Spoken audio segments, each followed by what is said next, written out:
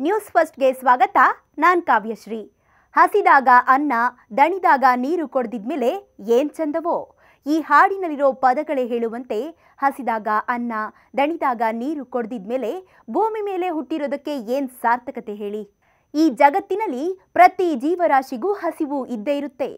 ಅನ್ನ ದೇವರ ಮುಂದೆ ಅನ್ಯ ದೇವರುಂಟೆ. ಅನ್ನವಿರುವ ತನಕ ಪ್ರಾಣವು. ಜಗದೊಳಗನ್ನವೇ ದೈವ ಸರ್ವಜ್ಞ.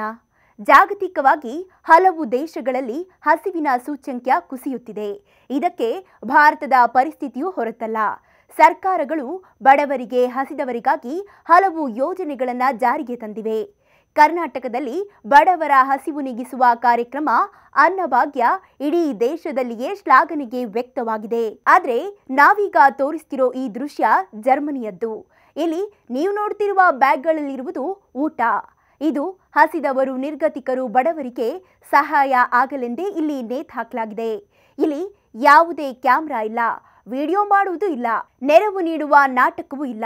ಎಷ್ಟೋ ಜನ ಇತ್ತೀಚೆಗೆ ಯೂಟ್ಯೂಬ್, ಇನ್ಸ್ಟಾ ವ್ಯೂಸ್ಗೆ ಬಡವರಿಗೆ, ಭಿಕ್ಷುಕರಿಗೆ ಊಟ ಕೊಟ್ಟು ವಿಡಿಯೋ ಮಾಡಿ ಹರಿಬಿಡ್ತಿದ್ದಾರೆ. ಪ್ರಚಾರ ಪಡೆಯುವಂತ ಈ ಕಾಲದಲ್ಲೂ ಇಲ್ಲಿ ಯಾವುದೇ ವಿಡಿಯೋ, ಫೋಟೋ ತೆಗೆಯದೇ ಇರೋದು ನಿಜಕ್ಕೂ ಮೆಚ್ಚುವಂತ ವಿಷಯ.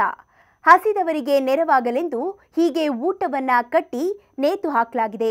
ಹಸಿದವರು, ಬಡವರು ಬಂದು ಯಾರು ಬೇಕಾದರೂ ಇದನ್ನ ತೆಗೆದುಕೊಳ್ಳಬಹುದು.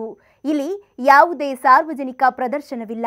ಬಡವರು, ನಿರ್ಗತಿಕರಿಗೆ ತಲುಪುವುದಷ್ಟೇ ಮುಖ್ಯವಾಗಿದೆ. ದಾನ, ಸೇವೆ ಅಂದ್ರೆ ಹೀಗಿರ್ಬೇಕು. ಬಲಗೈಯಿಂದ ಕೊಟ್ಟಿದ್ದು ಎಡಗೈಗೂ ಗೊತ್ತಾಗಬಾರ್ದಂತೆ. ಜರ್ಮನಿಯ ಜನ ಹಲವೆಡೆ ತಮ್ಮ ಸ್ವಂತ ವಿವೇಚನೆಯಿಂದ ಹೀಗೆ ಆಹಾರವನ್ನ ನೇತು ಹಾಕ್ತಾರೆ.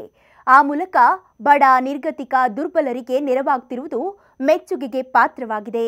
ಸ್ಪೆಷಲ್ ಸುದ್ದಿಗಾಗಿ ನೋಡ್ತಾ ಇರಿ ನ್ಯೂಸ್ ಫಸ್ಟ್. ನಿರ್ಭೀತಿಯಿಂದ ನಿಮ್ಮ ಪರವಾಗಿ.